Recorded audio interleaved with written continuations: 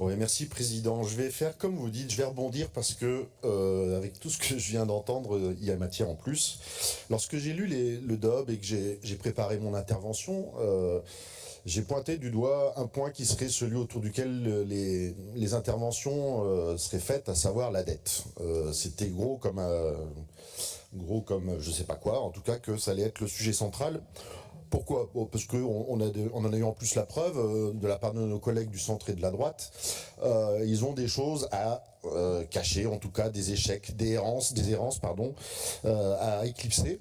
Et donc pointer ce qui pouvait être pointé sur la région, voilà, pouvait permettre d'éclipser leurs propres problèmes.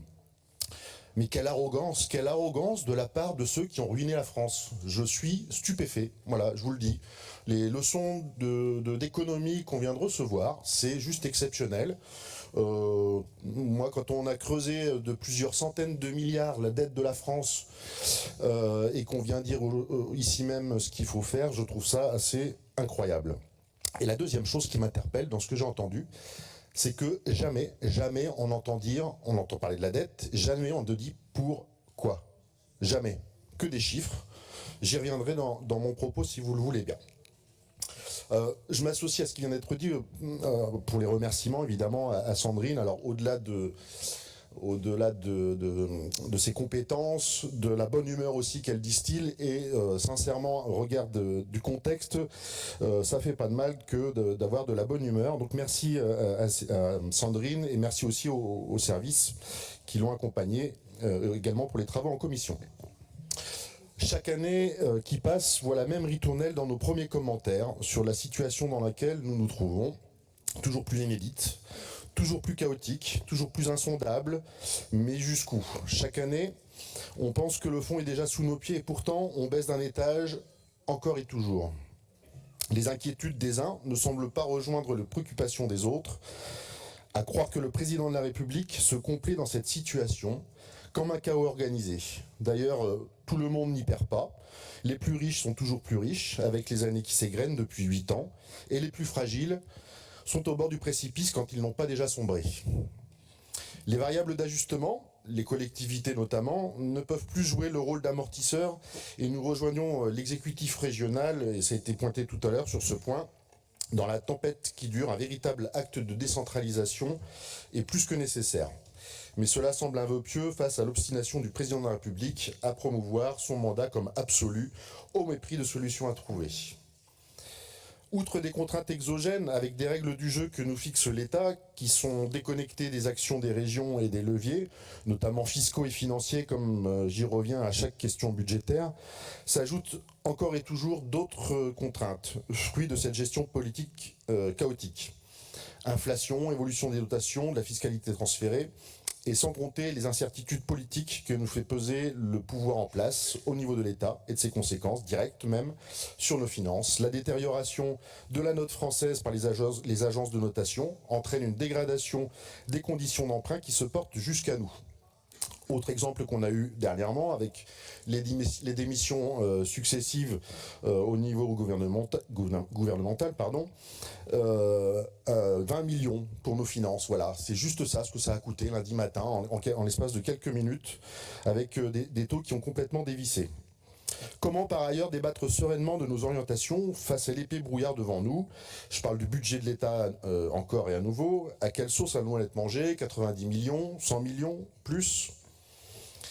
Dans cet environnement moribond, les collectivités ont le triste rôle d'en être à sauver les meubles.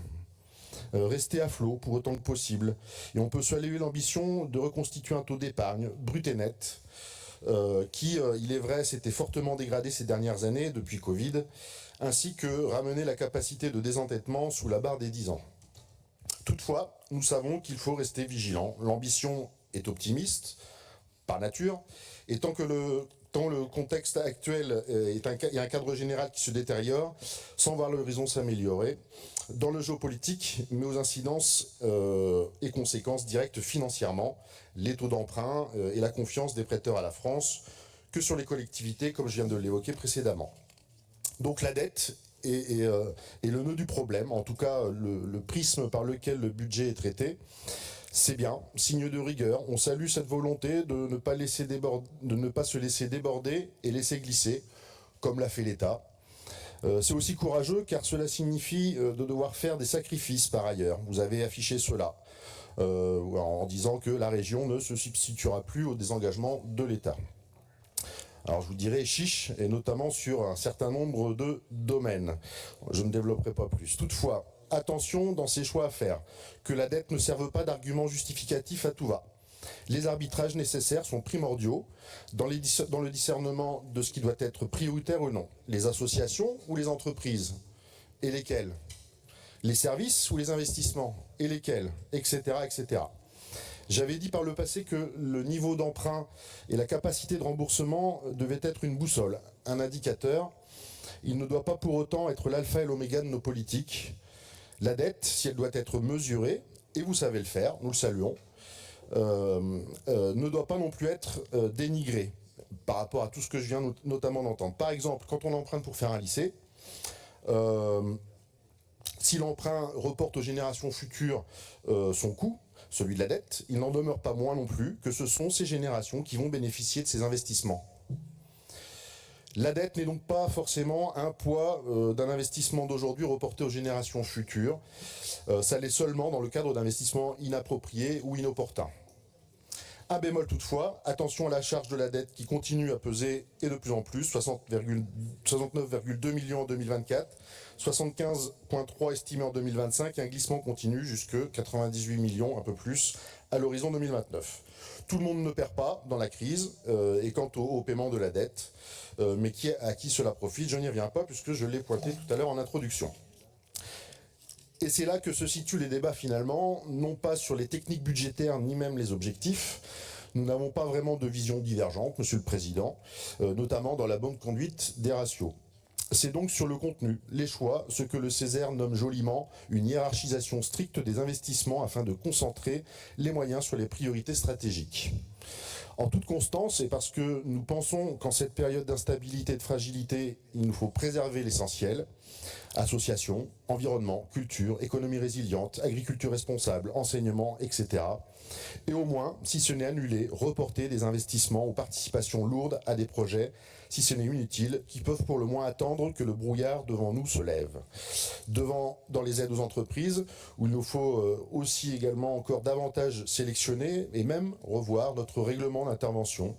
Dans les grandes infrastructures, où il nous faut tempérer et être sage, etc., etc. Soutenir l'effort global, ne pas se disperser, mais faire dans la dentelle pour soutenir les plus fragiles. Soutenir les initiatives locales, au plus proche des besoins locaux. Soutenir, soutenir, soutenir. Et donc choisir aussi. Nous avons pleinement conscience des marges réduites qui s'annoncent dans le budget 2026 et nous serons vigilants à ce qu'elles n'impactent pas davantage et n'aggravent pas les déséquilibres territoriaux, les acteurs indispensables à la vie des territoires et répondant aux besoins du quotidien de nos concitoyens. Je terminerai en faisant un vœu, si vous pouviez y répondre, ou en tout cas Sandrine, au regard du contexte, un peu comme en 2024, avoir davantage de commissions ou de groupes de travail sur les questions qui se posent à nous au niveau financier. Voilà, c'était pour rebondir sur le fait qu'en 2024, ça avait été quand même utile, je pense. Et si vous permettez, juste pour une illustration, de laisser la parole à mon collègue Stéphane Trifiletti qui va compléter mon propos.